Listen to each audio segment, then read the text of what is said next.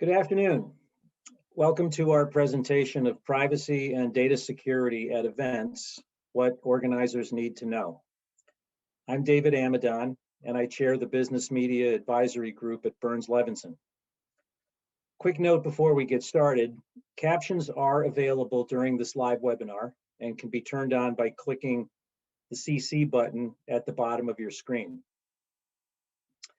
At Burns, our group provides lifecycle legal and advisory services for the innovative B2B and B2C companies that are producing trade shows and meetings, conferences, events, engaged in print and digital publishing platforms, and offering fully integrated business media services. And we help our clients work to connect buyers and sellers in diverse and creative ways. I want to thank everyone for taking the time to join us today for what we hope will be an interesting discussion on privacy issues facing organizers of meetings and events.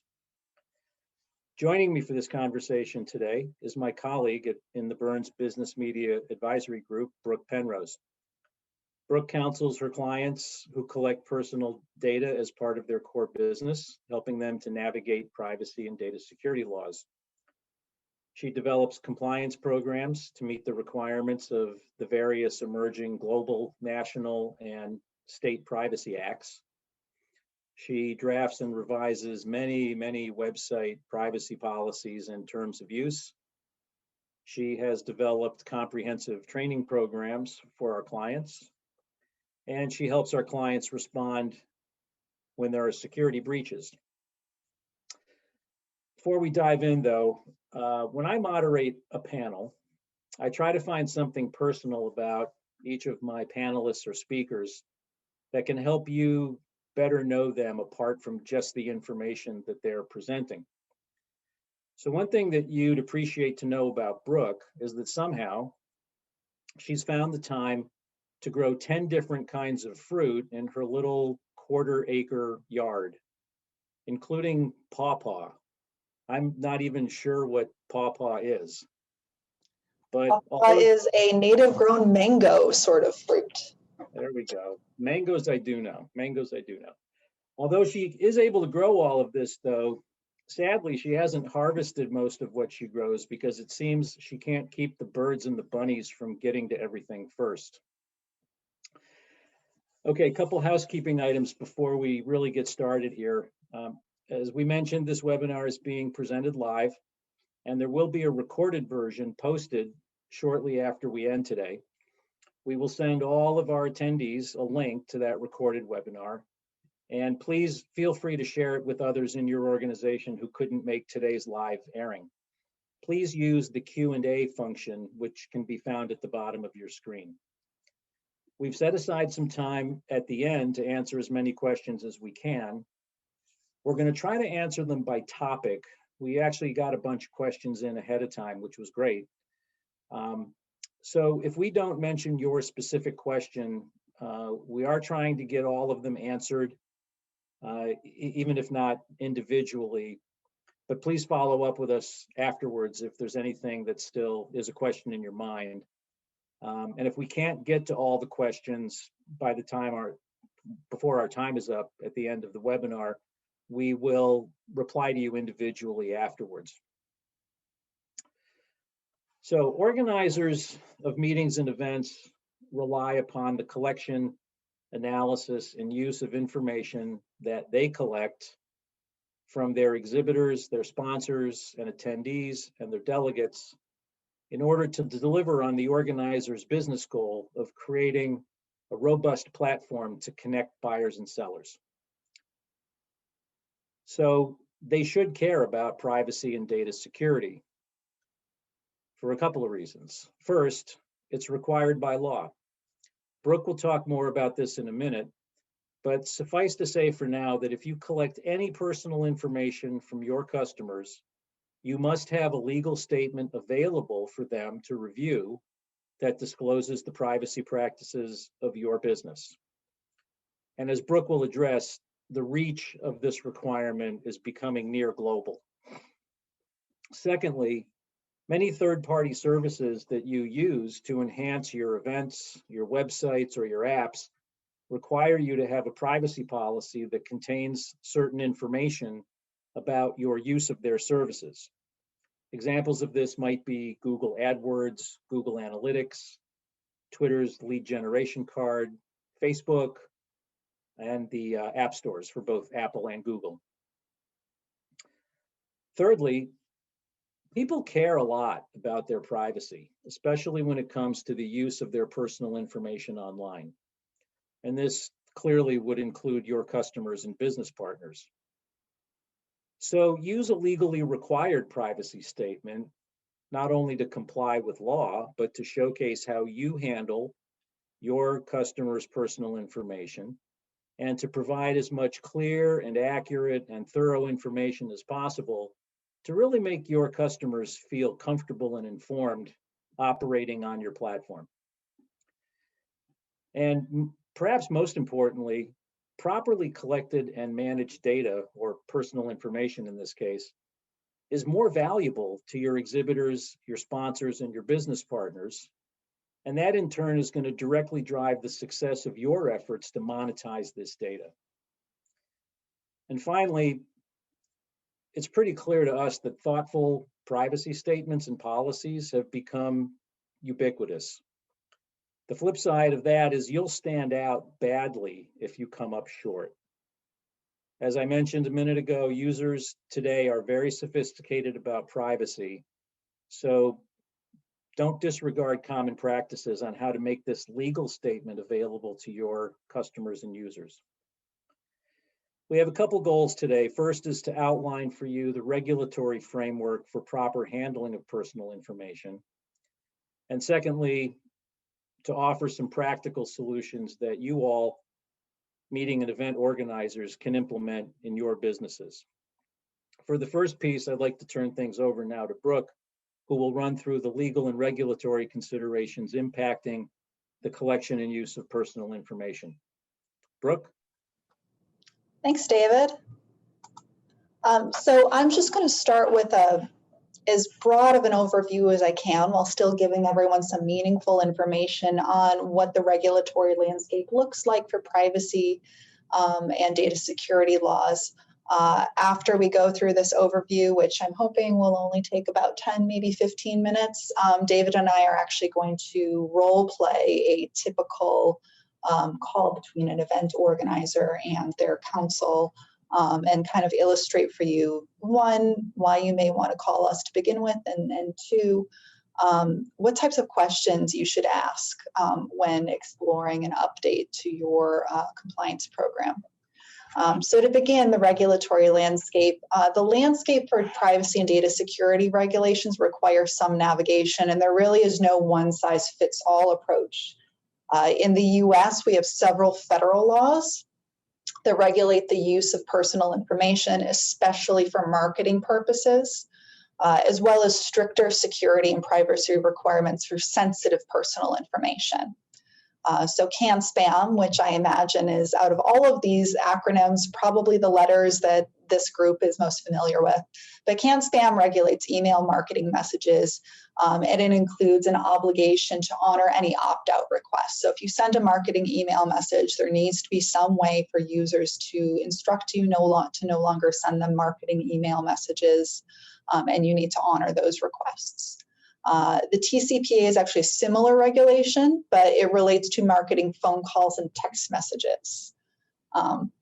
The Federal Trade Commission, or FTC, also has broad authority at the federal level to regulate activities that are deemed unfair and deceptive, which it is actually used to regulate activities related to processing personal information.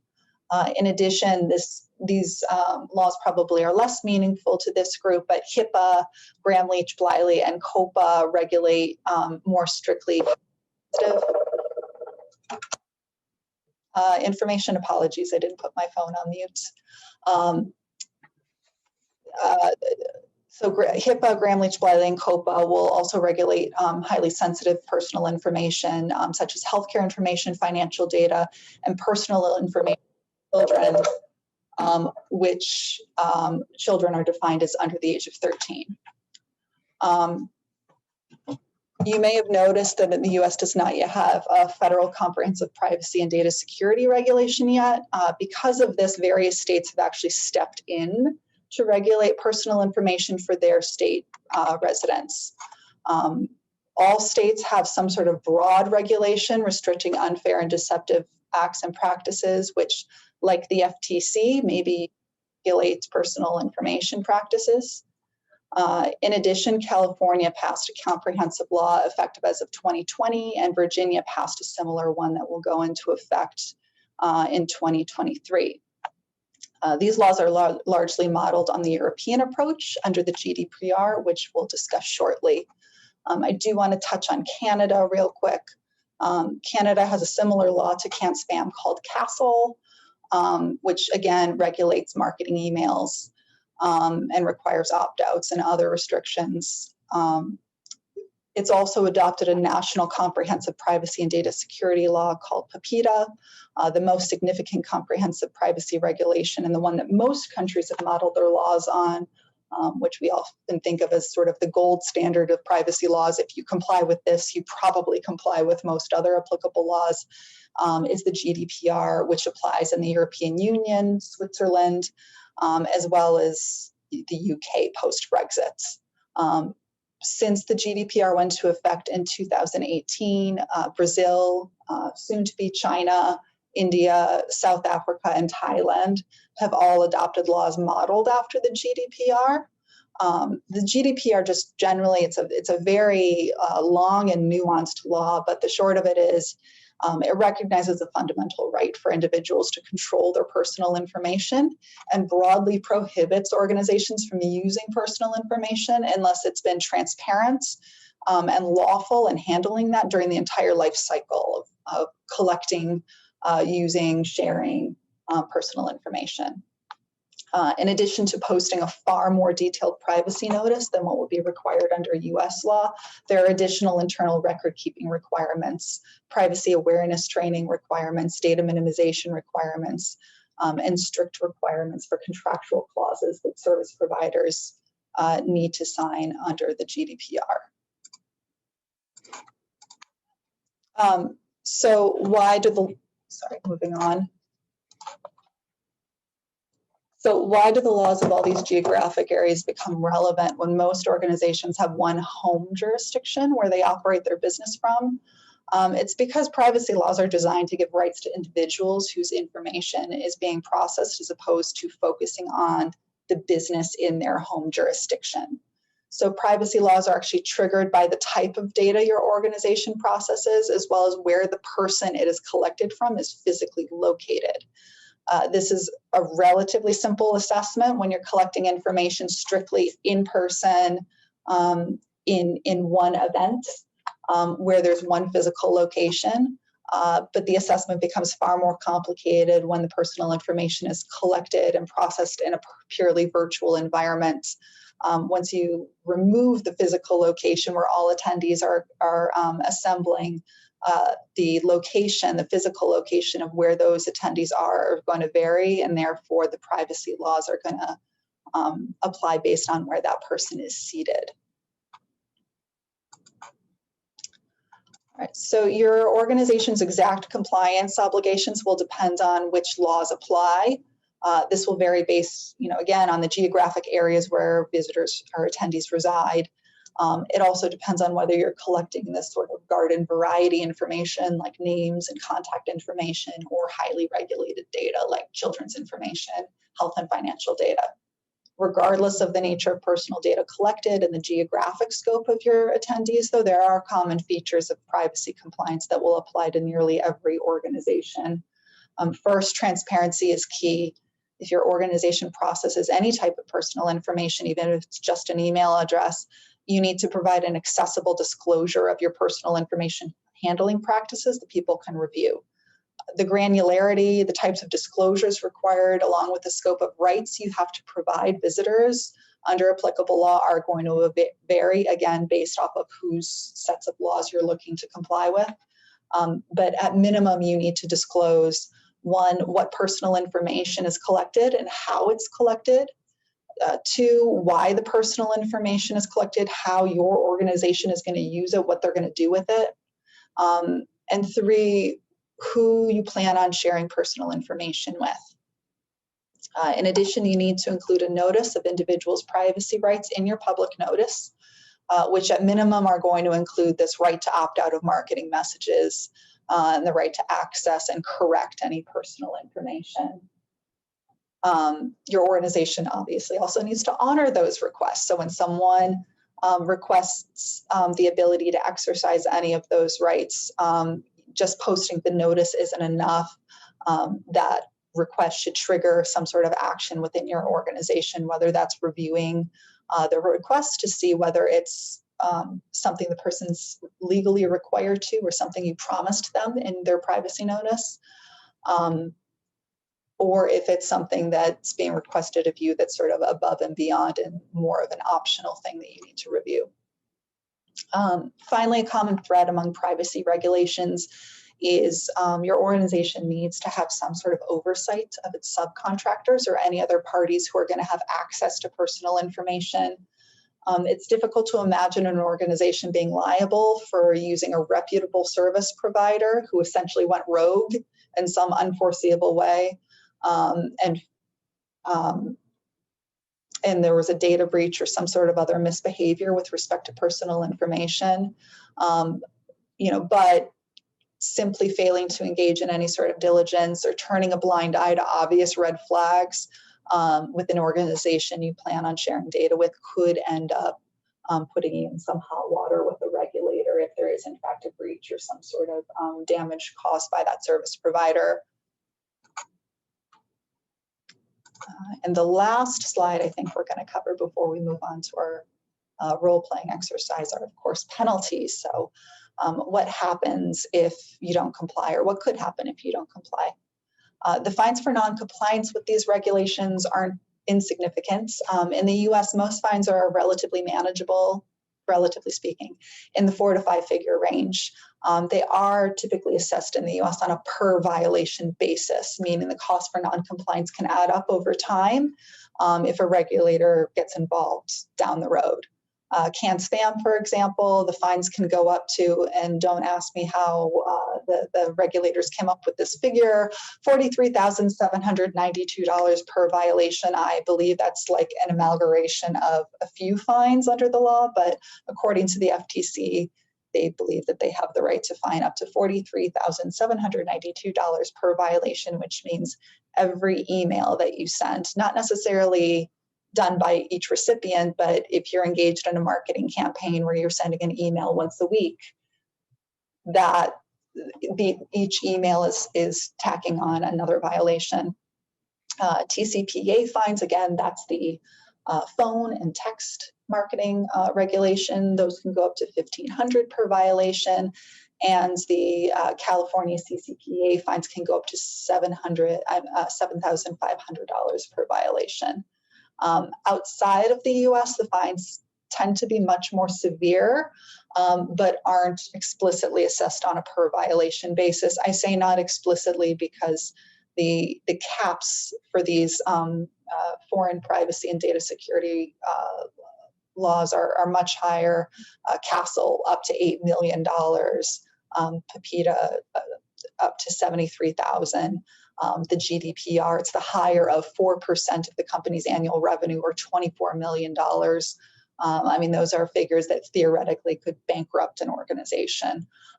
But that discretion is obviously up to the regulator. And so even though it doesn't explicitly say on a per violation basis, we would expect a regulator to fine an organization who engaged in 1 or 2 accidental violations much differently than one that had a habit of violating the law repeatedly over time. The short of it is there is a real cost to non-compliance in addition to the fines.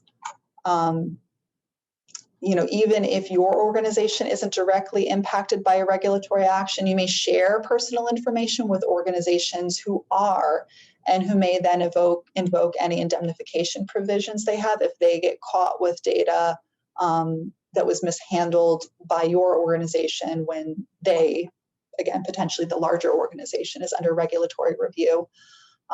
Moreover, there's an inherent risk in agreeing to any sort of contractual representations and warranties with your sponsors or exhibitors regarding your compliance with the law when you haven't actually undertaken anything to meet those obligations. In addition, as David alluded to, there could be reputational damage caused by noncompliance as consumer expectations surrounding privacy have evolved with the law. And if your organization doesn't behave in a compliant manner, again, as David said, it will stick out in a bad way with consumers who will notice if, for example, they discover their personal information is being shared by your organization with a third party that they had no awareness of. So there's real liability or potential for risk here, even if your organization doesn't end up directly on a regulator's radar. Shoring up your practices helps your organization add value to personal information you process by doing it lawfully, while being transparent with the people whose information your organization processes. So there's David and I's lovely mugs. And our contact information. We are going to get into, like I said, a little role play exercise. We have some general information here about the group. David and I will be circulating, or our lovely marketing group will be circulating the PowerPoint afterwards, if anyone wants to refer back to this. That's great. Thanks, Brooke. So as I mentioned up front, if there are any questions, generally or coming out of Brooke's presentation in particular, please use the Q&A function at the bottom of your screen, and we will try to get to those at the end, time permitting. So as we mentioned, we're going to do a little role playing now. The idea here is to present a typical conversation that might take place between Brooke, as an experienced privacy attorney who has worked with her client in the past, and me, the client, an executive for a meeting and event organizer who is, shall we say, a bit unclear on his needs and responsibilities in this arena. Well, Brooke, thanks for meeting with me by Zoom today. I really am looking forward to a time when we can get together in person. What prompted my call and the ask for a get together with you today was a recent request that we got from one of our event's largest exhibitors. As you know, we have a pretty standard and typical booth and sponsor agreement. And occasionally we will have the random exhibitor ask that we tweak certain provisions of our terms and conditions. But in this case, we had a customer offer up to us something I had never seen before, which is a long and detailed addendum to our booth contract that includes a lot of assurances from us to them on our compliance with a whole host of laws and regulations in the personal information collection and privacy area, and also requires us to indemnify them for all sorts of data security and compliance matters, and even some things that I think are completely out of our control to manage, let alone prevent. So before calling you, I checked internally and I confirmed that we do in fact have a privacy policy on our website. It looks like it was last revised in 2016. So as a result, I have a number of questions. As you know, we're primarily a B2B company. We don't collect anything sensitive like children's or health information or financial matters. So why do we need to worry about privacy and data security laws anyway? Thanks, David, and it's really great to hear from you.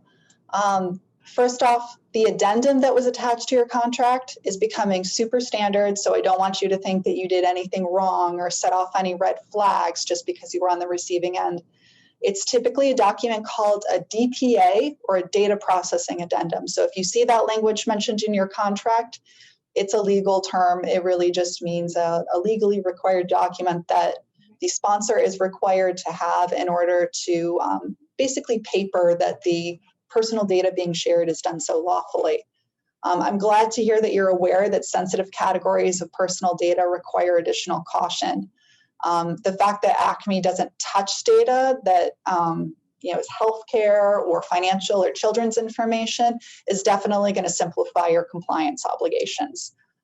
With that said, all states and countries at this point recognize some type of consumer right with respect to even garden variety personal information, like the names and email addresses I know you collect.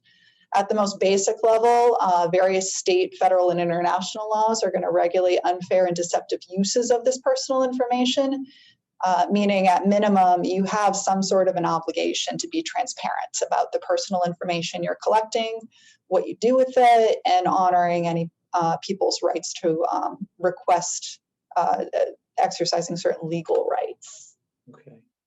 Okay, no, that makes sense. Okay, so our customer seems to be asking for assurances about our compliance all over the world, and our company's based in Massachusetts. So why do I need to care about the laws in other states like California or Virginia or in Europe or the UK? That's a great question. While data security and privacy laws do apply to companies, it's actually the location of where the person you're collecting personal information from that generally determines what laws apply. So when you collect personal information during an in-person event in Massachusetts, you can be confident that it's really just Massachusetts law as really the primary set of laws that you need to be concerned about. But most companies also collect some sort of information over the internet from people, meaning the location of people you're collecting information from are going to vary. And by extension, you have a wider scope of data security and privacy laws that may apply. The attendee who participates in a virtual event from their flat in Berlin will have a different set of legally required privacy rights available to them than, say, the person logging on from their condo in Boston. Okay, got it. So as I mentioned, our privacy policy seems to go back to 2016. And I checked with my CFO, and he recalled putting this together at the time. I think we worked with you on it. And he recalls that we spent a fair amount of time gathering information internally for questionnaires and things that you had provided to us, drafting the policy, making sure it kind of conformed with what our business practices were. And so since we made that investment and we seem to be in compliance with all of these requirements, why do we need to update this now? Well, the privacy policy you have will absolutely use that as the base of any updates we do. We don't need to throw it out, I think, but there is value to updating it. Really, the purpose of the privacy policy is to provide a transparent notice about your company's current personal information handling practices and provide legally required disclosures to individuals. Both of those topics are going to change over time. My guess is your business model has evolved slightly since 2016, and you probably process different types of information in different ways than you did 5 years ago. Certainly in 2016, no one was thinking that all events are going to be held virtually for a year. So we need to update your privacy policy to reflect that new reality. In addition, the laws also changed in the last 5 years. Europe put the GDPR into effect in 2018. California passed a similarly complex set of laws under the CCPA that went into effect in 2020. Virginia passed a law that will be going into effect in 2023. So there's additional topics such as your data retention period and notices regarding specific privacy rights that we need to cover in this version of the privacy policy that just weren't required in 2016. Okay, so I get the need for change. The laws change, the environment's changed, and our policy needs to evolve and change with that. So that makes good sense to me. So I ran into a colleague from another business media company the other day. We were talking about this issue, and his view was, those are just boilerplate. And I know, by the way, you've always told me there's no such thing as boilerplate. That's just that everything has a purpose, and I accept that. But since all of these laws seem to apply to everybody, wouldn't it just be more efficient? Because this is what my friend did, to just copy somebody else's privacy policy and use that instead of trying to do this all as kind of bespoke and customized and one-off and that sort of thing. Where are the efficiencies here? Sure. I mean, privacy policy, like many of your standard agreements, master service agreements, others, there are going to be standard disclosures that need to be made across all privacy policies that don't require much, if any, customization. Once we figure out what laws you need to comply with, the list of rights that apply, you don't get to customize and pick and choose those. The law tells you what rights people have. Again, though, ultimately the privacy policy is meant to be a complete and accurate disclosure of Acme's personal information handling practices, as well as the legal disclosures required under the law that applies to Acme. So while you might see, 75 to 85% overlap between the provisions included in your privacy policy and that of your friends, simply copying another organization's privacy policy offers next to no protection from running into a compliance issue. It can even increase your risk. If you say you do one thing in your privacy policy, because that's what was in the version that you copied, but you actually do something else, you might actually be running afoul of those laws related to unfair and deceptive practices. Okay, that's kind of what I figured you would say, and that makes sense. So as I read through this DPA document that we got from this customer, I noticed there are a lot of things in there that don't really seem to be part of our business practice or our model or necessarily how we do things, and they're asking us to assure them that that's how we operate. And I suspect that the next customer that gives us a DPA, since, as you mentioned, these things are becoming more typical and standard in a variety of industries, including ours in the business media space, how do we handle creating a privacy policy that is tailored to how we operate, how we collect, use, and distribute this personal data that we collect as part of our business model, and kind of the disconnect where a DPA goes beyond that? How do we satisfy customers who are giving us different asks all the time, some of which, or maybe all of which, are different from our business model? How do we balance all of that out? That seems like it could be a huge black hole. That's a great question, and it's certainly not unusual for especially highly regulated companies to demand more of their business partners than what the law requires. Yeah, I think the focus for Acme really needs to be on assessing its own compliance needs under applicable law, putting sort of aside, unless there are sort of common pressure points that we need to consider. But let's just focus on Acme's compliance needs under applicable law and develop a program to address any legal compliance gaps. And that should put us in a good position to negotiate various data security and privacy reps and warranties from your clients. Any reasonable business that's receiving personal data from you is going to want assurance that what you collected complies with applicable law. So it's really difficult to push back on a rep and warranty that says that you complied with the law. Okay. But once you get above and beyond that, most of the other reps and warranties fall into the more flexible want to have reps and warranties rather than need to have. And so it becomes a little easier to negotiate those points because we have sort of the business case versus the more flexible want to have reps and warranties to work with. Okay.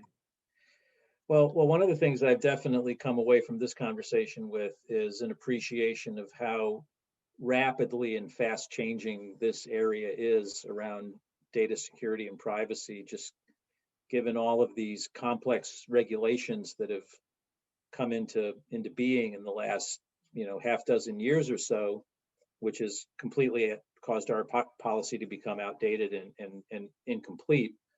You know that I've got a small team. We're not a big company. We don't have in-house legal. I don't have an on-staff privacy officer. So faced with this rapidly changing regulation area, what's the best way for my small management team to stay up to date on this area? Certainly, like any compliance issue, staying up to date on the law can be tricky because it can change rapidly. With that said, there's usually some lead time between a law being passed and it going into effect. So we should probably calendar checking in at least on an annual basis. Again, if you are in a more highly regulated area, financial, healthcare, we'd probably be looking more at quarterly, monthly, or even weekly check-ins. But for the more garden variety data, unless you change your business plan dramatically, at which point we should reconnect. Probably annually is a good time for us to check in. But feel free to reach out for me if you end up hearing industry chatter about a topic that you have questions on. Great. Okay. So the question about how often we need to update our privacy policies and procedures is more frequently than every 5 years. That's what you're telling me. So, okay. So our customers, our exhibitors and sponsors and our other business partners who help us to organize and produce our events and our content, they want and need access to our attendee and delegate and subscriber information for marketing purposes. And it's critically important to our business that we're able to share that information with them, because after all, the attendees and delegates and subscribers are the potential customers of our business partners. Given how regulated this is and how restrictive this seems to be, how viable is this business model of collecting personal information and then monetizing it through marketing and advertising? Is that business model on its way to being dead with all this regulation? It's not dead, but it's going to look a little different. To begin with, people have broader rights to instruct you not to share your data with exhibitors, sponsors, and other business partners with respect to marketing purposes. That's definitely going to apply in Europe, and it might apply in California to those residents as well, though there are some size restrictions in California in terms of how big your business has to be before it falls under that law. You will need to honor any opt-out requests for marketing, and the parties that you share data with will also need to be aware of these legal requirements and agree to honor those opt-ins as well. This really shouldn't be a controversial provision because the law applies to everyone. So your sponsors, your event exhibitors, they obviously want to be able to market to people, but they don't want to do it if it's going to end up they're going to end up with a regulatory fine for doing so. No one wants to reach out to a bunch of customers that don't want to hear from them. Okay. Okay, so we've got this policy in place. We're collecting our information. We're being compliant. And I've heard a bunch of stories. We've all read them in the paper about companies that have suffered data breaches and resulting exposure for personal information that they had being exposed. So if I have a fully compliant policy and a set of procedures on how we collect and use this information, what happens if something still goes wrong or we get hacked for some reason? What are our responsibilities in that event? Sure. So hacking happens, data breaches happen.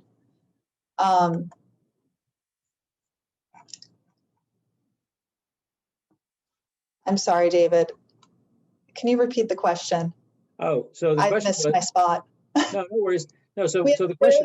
I should apologize. There's a very complicated question on the GDPR that just came in that we're going to dig into after this. So I was quickly reading that and got distracted. But I promise good things are coming on GDPR. Good. No, the question was really, if we've got our policy up to date and we still suffer a hack or something goes wrong, then what are our responsibilities? What are the steps we should take in that event to keep ourselves from, too much responsibility or liability for that? Right. So if there's a data breach that happens, it doesn't necessarily mean that you broke the law. Data breaches happen even with, the best of security.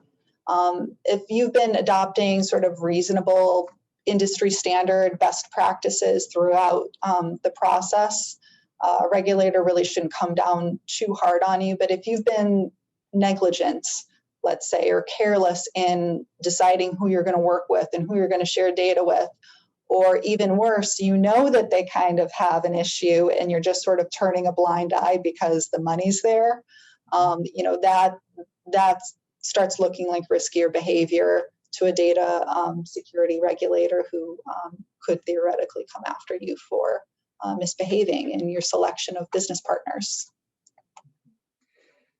So we, in our business partner arrangements, we're pretty careful about delineating what our business partners can do with the information that we share with them. They have certain rights, and we try to build a fence around that as best we can, so that there's alignment between our customer needs and our attendee and delegate expectations. So once I share the attendee information with one of our business partners or a third party, and they misuse it in some fashion, I don't want to be liable for that misbehavior. So what are the steps that I should take in order to reduce or eliminate that risk? Sure. I mean, before you even engage in a business relationship, do your due diligence. Is this a company that has a reputation within the industry for complying with the law and taking its data security and privacy obligations seriously? Are you interfacing at the company with someone whose job it is to look out for these types of issues? Does there seem to be a general awareness of privacy and data security laws? Or when you start mentioning CCPA or GDPR, did they look at you and say, what are you talking about? So if there are red flags about, just like any sort of business partner selection process, look for business partners that you feel you can trust. If you feel like there are red flags, a regulator is probably going to agree with you. Okay. So it's a variation of what my banker calls KYC, which is know your customer. So. Right. Know your business partner, and then also look at your agreement. Make sure that there are representations and warranties from them as well, that any data that you share with them will be used in a way that complies with the law as well as with your instructions. Okay.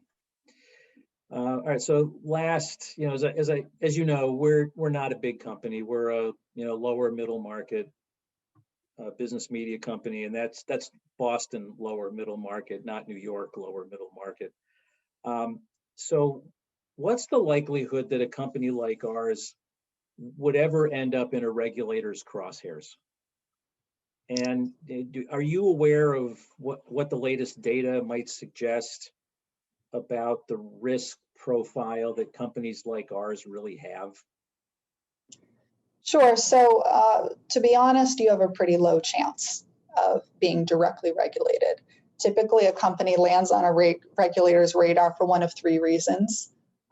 They're a large company, Microsoft, a Google, real behemoths, which you may not be, but you may want sponsors who are, which means they're going to push down all of their regulatory requirements down on you in their contracts or your exhibitors.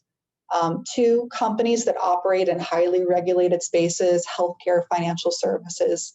Again, that's not really your industry, but you may have attendees, exhibitors, and sponsors that are in those industries and so have extra sensitivity and therefore, extra regulatory requirements. Or three, companies that even though they're not very big, even though they don't handle super sensitive information, they just behave so egregiously that a regulator has no choice but to come after them hard. So, for example, if you just ignore people's opt-out requests habitually, not once or twice, not as an accident, but you just ignore them completely, that starts looking like very risky behavior that a regulator is going to be very interested in making an example out of to show that that's unacceptable. Okay. Okay. All right. Well, it was great catching up with you today. This has been very helpful. Let's schedule a time when you can get me whatever follow-up questions you need in order to take our existing policy and get us up to date, as well as our procedures around handling and distribution of the data, and maybe also take a look through our key agreements, our sponsor and exhibitor booth contracts and some of our other business arrangements to make sure we've got those proper reps and warranties and indemnities in place. So that sounds like a great plan. Okay. And that actually was probably about 70% representative of a lot of the calls I get. It typically isn't sort of an internal push to comply with data security and privacy. More often than not, the issue comes on our client's radar because a contract's being pushed down their throats with these very aggressive reps and warranties that then make it a huge priority. Yeah. Well, one of the takeaways I think I'd offer to our listeners today is to maybe think about being a little bit proactive in this area within your organization. Don't wait until that 12-page single-space DPA gets dropped on your desk with a contract signing this Friday to figure out whether your privacy policy and related materials are up to snuff. Take a look at it and reach out for the help that you need, because it's out there, and we're happy to help provide as much as we can. So we have a few minutes left. We did have, as I mentioned, we had some questions that were submitted ahead of time. We've had a couple questions that have been submitted during the webinar today. Great questions, really. Yeah. So Brooke, let me kick this first one that came in today over to you, the GDPR question. Sure. I'm not sure, well, I guess everyone can see it because it was put in the chat, but there was a question that came in about really how to manage the GDPR's requirements, that there be, and we didn't get into this is a pretty detailed topic in terms of GDPR, but the short of it is, in Europe, if you're going to, any use of personal information has to have one of, I believe it's 6 lawful bases that are defined by the GDPR in order to do anything with the personal information. So if you're sharing data for marketing purposes with a third party, there needs to be a GDPR lawfully recognized basis to do so. And here, the question that was posed puts forth 2 suggestions. Could you charge a nominal fee so that the fee is waived if that person chooses to share data with sponsors, or have an automatic opt-in during the registration process to share with sponsors. So to kind of distill that down, both options get to one of the GDPR lawful bases is consent. You can process someone's information if they consent for you to do so. So both are trying to get at that. Well, can we encourage someone to give their consent to share data? The European definition of consent is very specific. A forced opt-in or an automatic opt-in is not considered consent in Europe because it's not freely given. It didn't require an affirmative action for someone. It's just sort of an automatic thing that happens that then they have to take an additional step to opt out of. Consent, for the reasons I think that this questioner, this attendee is asking, I tend not to rely on consent. too often as a lawful basis for sharing sponsored data. There are other lawful bases you can rely on other than consent. It doesn't have to be consent. And one of those lawful bases, and I want to be clear that I am not a regulator, I have not blessed this as this will absolutely be compliant, but one that I think is consistent with best practices and a fair reading of the GDPR is that there is a legitimate business interest to do so, that's considered a lawful basis, a legitimate business interest that is not overridden by an individual's rights. And there is guidance out there that says that sharing for, that using data for marketing purposes can be a legitimate interest, not overridden by an individual's rights, provided that individual has the ability to opt out and you honor those opt-outs. At that point, then the balance between the individual's rights and your legitimate interest changes because someone has exercised an opt-out. So I'm not saying that that's the only way forward, but that's one way that I've dealt with that question in the past. It's going to vary based on what's required for registration, what works best for your business model, who your attendees are. But just be aware that consent isn't the only way that you can do things with European data. There's other lawful bases. So we got another question that kind of segues nicely from that, which I'll paraphrase a little bit here, the question.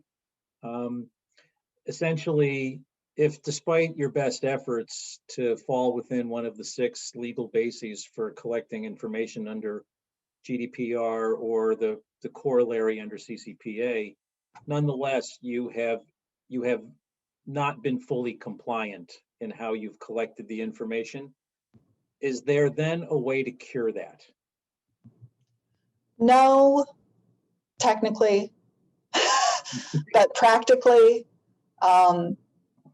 there are not enough resources in the world for every regulator to go after every person who's non-compliant.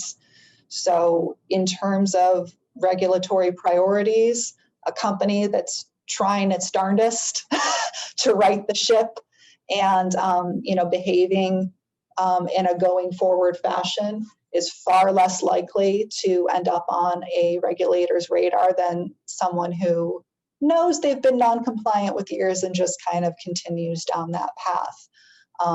It doesn't eliminate your risk, but all you can really do is take steps to mitigate it. So I don't want to say it's never too late, but you can always do better. Even the companies that were proactive in implementing a compliance program for GDPR or CCPA, to be candid, us lawyers are trying to figure out how to get ahead of the compliance before the regulation goes into effect and we get actual guidance from the regulators. We just have a law, we look at a statute, and we try to come up with what we think is best. So don't be surprised if a year after a law, or 2 years, or 3 years, or 4 years after a law goes into effect, your lawyer says, you know what, this is how we approached it at the beginning, but since then the regulators have clarified that topic, and now we're going to approach it a different way. We have another question that from our friends across the pond, but I feel like we're piling on the UK right now, so I'm going to take a break from them and grab another one here. One of our listeners was curious about ways to monetize data, and that is really a question about a company's business model, and we could do a whole webinar on monetization of personal information as data, and maybe we will. But it's kind of beyond the scope of what we're talking about today. But let me at least say that, as I mentioned in my introductory remarks, it's pretty clear that clean data is more valuable than other kinds of data. And if your interest is to create value in what you're providing to your customers, to your exhibitors and sponsors and other business partners, who in turn are looking for this data to create their own buyer-seller relationships, then making sure you've collected and handled and disseminated that data in as compliant a fashion as possible is going to be a big step in maximizing the value of that. So I just wanted to kind of throw that out because we did get that question.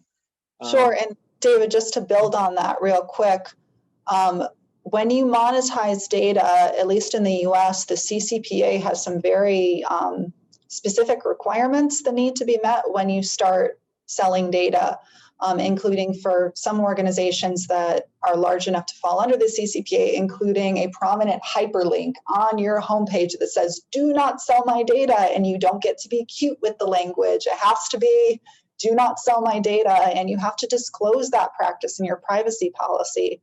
So you do have to weigh the benefits to monetizing data from the risks of annoying or offending people whose data you are selling, because they do have rights to tell you not to sell their data. And there could again be that reputational damage from just going out there and telling people, hey, I'm selling your data. Yeah. And again, that gets back to the point you raised earlier about doing diligence on your business partners. If I am producing an event and I have a sponsor for the event and they're looking for use of a mailing list of the attendees for my event for marketing purposes, I'm going to want to know what that marketing campaign entails and includes. And if part of it is, 7 emails a day to each of these attendees pushing products and services on these folks, I'm going to think twice about that relationship, because as you said, that's not going to create goodwill for those attendees. They're going to look to me as the person who unleashed those hounds from the marketing world on them. So that strategy to deal with both the do not sell my data disclosures and what David's talking about, that gatekeeping, is to, rather than pass the personal information onto third parties, is to actually offer that you will take that third party's marketing information and push it to your attendees. At that point, you're no longer selling personal information, you're offering that pass through, and you get to keep that gatekeeper status and have control over how often people get those marketing messages. Okay. So I think we have, looking at the clock here, I think we have time for one more. This is kind of a good practical question that clients would want to know. What should an organizer budget for a review of their existing privacy policy and practices to make sure that they're meeting the applicable legal requirements? So Brooke, maybe you can talk a little bit about the cost factors that should be considered rather than trying to come up with a dollar amount, which is always, terribly difficult. It is terribly difficult, but I will say that most of our clients who deal with, again, garden variety data, who are primarily focused in the US, but maybe have incidental, like maybe less than 10% of their information comes from Europe. So at that point, we're looking at a compliance program that's primarily US focused, but acknowledges Europe without making it a huge compliance priority. Most of the time, our advisory services fall in the 4-figure range, usually the lower part of that. But a big part of cost ends up being, what the company is going to do internally in terms of implementing this policy. Who's actually going to sit here and figure out, okay, what's a company awareness program going to look like? Is that something we want to outsource to our legal counsel to do, or do we feel comfortable handling that ourselves? But for something basic, usually we're looking at the lower 4-figure range, assuming that someone is, capable of, having the resources in-house to do a lot of work themselves in terms of hunting down where data is and collecting stakeholders and messaging it. But obviously, the more hand-holding, the more guidance that you're looking for, the service fees will range. But really, the driving factors for cost are going to be, what's the scope of laws we're trying to comply with? The privacy policy usually is not the heaviest lifting. It tends to be the internal part, the coming up with internal policies to control access. I think we'll mention this in the follow-up, but if you're interested in a more detailed operational checklist type of information for data security and privacy implementation. We just did a webinar on data misuse, and that webinar is now available on YouTube if you want to take a look at that. Okay, all right, good. Well, I do want to be respectful of everyone's time today. We said an hour, and we're going to try to stick to that. I hope all of you found our presentation helpful and relevant to your businesses, and that it got you thinking about how to make your data and therefore your business more valuable through better collection and handling practices. As I think Brooke and I have shown, by making a commitment to this goal, not only do you help your organization avoid legal entanglements, which is a good thing, but it will also create and help you burnish a reputation that can add value to your brand and build better customer relationships along the way. We did have a couple of questions we did not get to. We will get to those afterwards and share that with all the attendees. If any questions come up afterwards, or there are any issues or matters that we can help you with, please feel free to reach out to Brooke or me. Brooke, you want to put our contact info up, and we'll be obviously sending this out after the webinar as well. Again, I'd like to thank Brooke for her time and her insights on this topic. And I would also like to give a special shout out to the Burns Marketing Department for all of the behind the scenes help they gave us in pulling off today's webinar. And finally, a special thanks to all of you for your time and attention today. We really appreciate it. Have a great rest of your day and hope to talk to you soon. Goodbye. Thanks all.